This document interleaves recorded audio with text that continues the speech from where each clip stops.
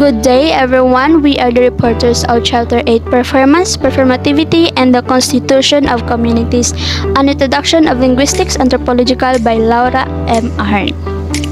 My name is Javier, and together with my group mates named Jessel Galila, Mailyn Langres, and Jocelvin Layno, we will let you explore the beauty of the linguistics. Before we start our discussion, let me introduce to you the subtopics of this report. First, the performance defined in opposition and the competence. Next, performativity, and after that, the performance is the verbal display artistry. And lastly, the ethnographies and performance of performativity. To understand what is anthropological linguistics is, we dig into more searching until we discover that it is the study of relations between language, culture, and the relations between the human biology, cognition, and language. In some circumstances, anthropological linguistics always comes after the logically question says, how do we define what it means to human? In general, linguistics has two main branches, microlinguistics and macrolinguistics. Microlinguistics or theological linguistics is concerned with developing models of linguistic knowledge. It is covered by 6 main branches, and these are phonetics, the study of physical properties of speech production and perception; phonology, the study of sounds; morphology, the study of internal structures of words; syntax, the study of how words combine from grammatical sentences; semantics, the study of meaning of the words in a fixed words combination and how they combine the form of the meaning of sentences; the pragmatics, the study of how utterances are used in communicative acts. In addition, macrolinguistics or applied linguistics, which is more concerned with application of linguistics theories to evaluate the language problems, and it has covered 5 subtopics. First in the list, social linguistics, which is the study of operation of language and its relationship with social factors; psycholinguistics, the study of cognitive process and representations underlying language; neurolinguistics, the study of structures in the human brain; language acquisition, the study of origin of language; and anthropological linguistics that will be discovered in this report. So the performance defined in opposition to competence is basically the system of linguistics knowledge possessed by native speakers of the language. It is distinguished from linguistics performance, which is the way of a language system is used in communication. Noam Chomsky introduced this concept of elaboration of generative grammar, where it has been widely adopted, and competent is the only level of language that is studied. According to Chomsky, competence is the ideal language system that enables speakers to produce and understand an infinite number of sentences in their language, and to distinguish grammatical sentences from ungrammatical sentences. This is unaffected by grammatically irrelevant conditions, such as speech errors, and in Chomsky's views, competence can be studied independently of language, which falls under performance. For example, through introspection and grammatical judgments by native speakers. Have a good day, everyone. My name is Mailyn Langres, and I am assigned to report my assigned topic, which is the performativity. First of all, performativity is the power of language to effect change in the world. Language does not simply describe the world, but may instead or also function as a form of social action. The concept of performative language was first described by the philosopher John L. Austin, who posited that there was a difference between constitutive language, which describes the world and can be evaluated as true or false, and performative language, which does something in the world. Performative language included speech acts such as promising, swearing, beating, and performing a marriage ceremony. Austin posited a number of felicity conditions that must be met in order for such utterances to function performatively.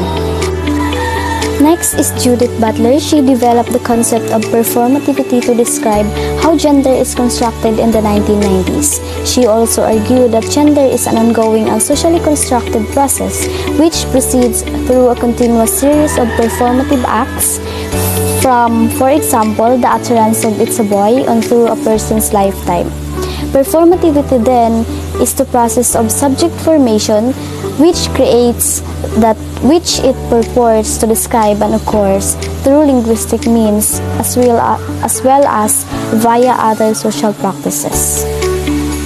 So what is gender? According to Judith Butler, Gender Trouble 1990, she claimed that gender was a performance. She called this gender performativity. Gender refers to the socially constructed rules, behaviors, activities, and attributes that a given society considers appropriate for men and women. To put it another way, male and female are sex categories, while masculine and feminine are gender categories. Masculine and feminine rules are not biologically fixed but socially constructed. Identity, specifically gender, is constructed through performance. Number 1, construction or social. Butler believes that gender is not biological but in fact social. Number 2, performance or reputation. Performativity is not a single performance but a reputation and a ritual. Number 3, expectations or the media. Gender expectations are intrinsect in everything from religion to the family and are ingrained in us either deliberately or subliminally from a young age. Good day, I am Jessel Galila and I will be the one to report the performance as a display of verbal artistry. It is the one of the main concept of the introductions to linguistic anthropology.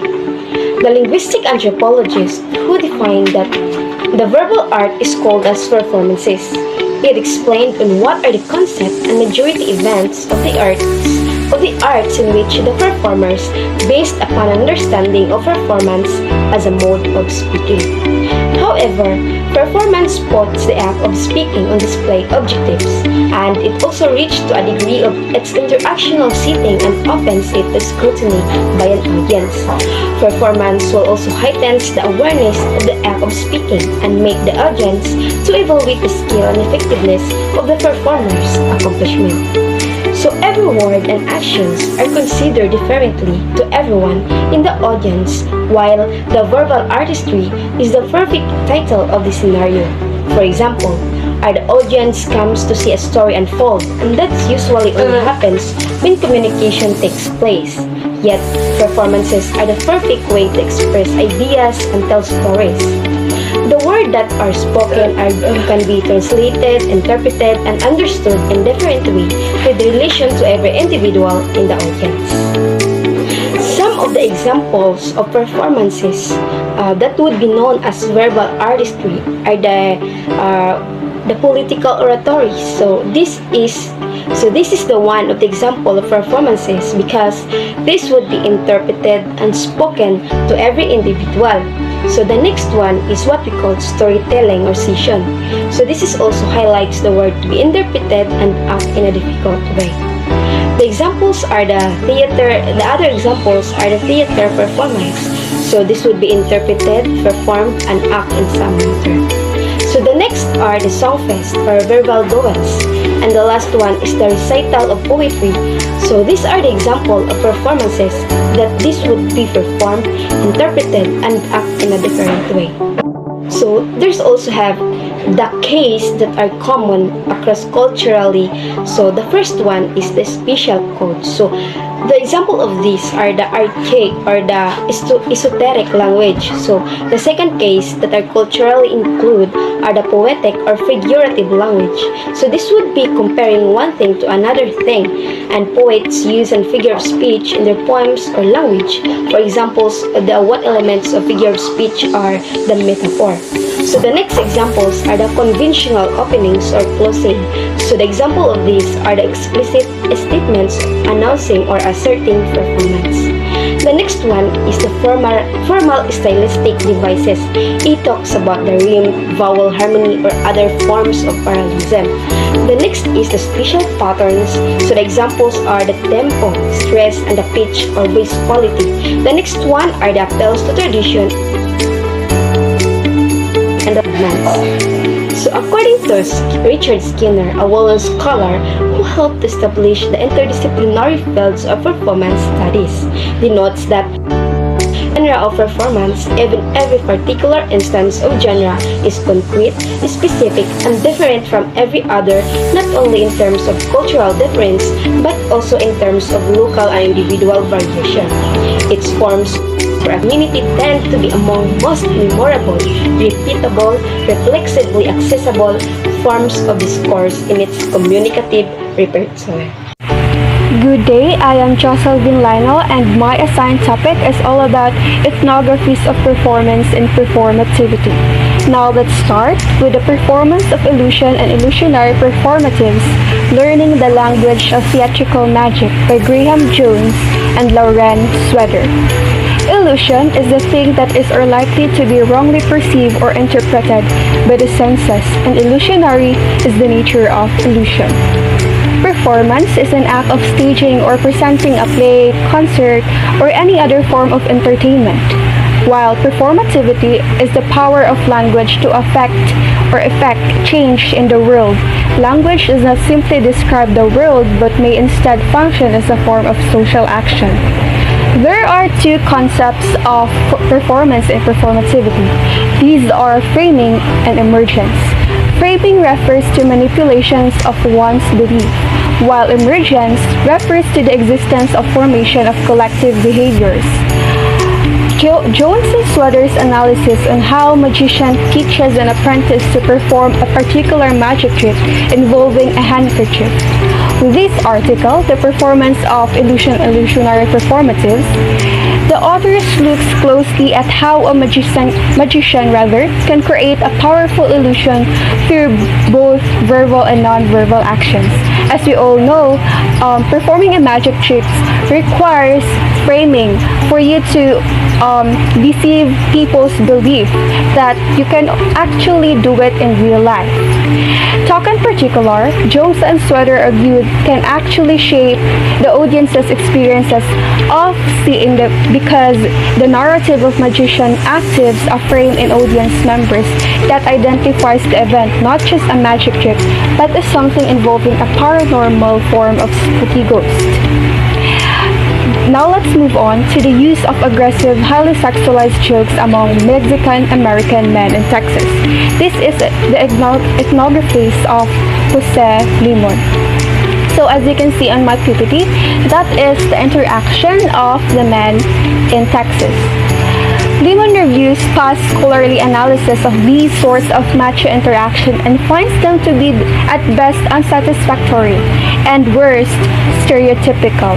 In order to understand these seemingly crude and aggressive verbal and sometimes physical interaction can be understood in their full complexity, Limon applies the concept of framing and emergence. According to Lemon, the cultural performances are also multifunctional and have emergent qualities. He argues that their mock aggression indirectly opposes the actual verbal and physical abuse that they experience in these other contexts and therefore has a subversive potential. Okay, so much for that. Let's now move on to Women's Festival in Nepal, known as Tej. This is the Song Fest. It is ethnographies of Lauren. There are fascinating paradoxes of Songfest. These events are always joyful with lots of singing, dancing, and laughing. The lyrics of the songs sung by the women contain heart-wrenching, melancholy, and sometimes defiant lyrics. As you can see in my PPT, that is the lyrics describing the women's arranged marriage. The presence of all these different voices means that wait, I didn't tell you that I don't have the audio, but according to the analysis, the presence of all these different voices means that multifunctionality and interpretive intimacy are built right into the lyrics themselves. It is impossible, in other words, to come up with a single correct interpretation of the song. Now let's move on to A Twisted Rope, Bind My Weights. This is an informal song fest in August 1990. The song starts by saying that a young woman has taken a liking to a flashy young man and is presumably planning to elope with him. Instead, her parents arrange a marriage for her and marry her off against her will.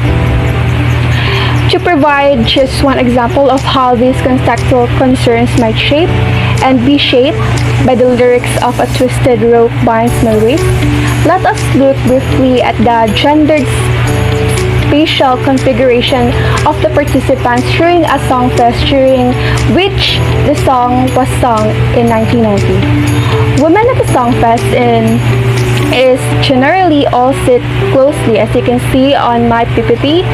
That is the example of the figure. And this was also the case at the Teach Songfest analyzed here.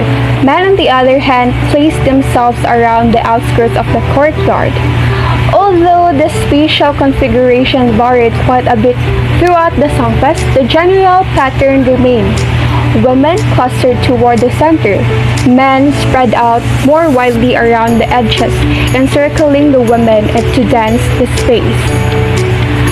Laura Ahearn ruled out some of the least likely interpretation and notes some of the possibilities that are emergent within the performance itself. Meaning of performance or any linguistic interaction do not reside singularly and statically in the words themselves or in individuals' heads, but rather are co-constructed by communities of language users together. So that's all for my report. Thank you for listening and God bless.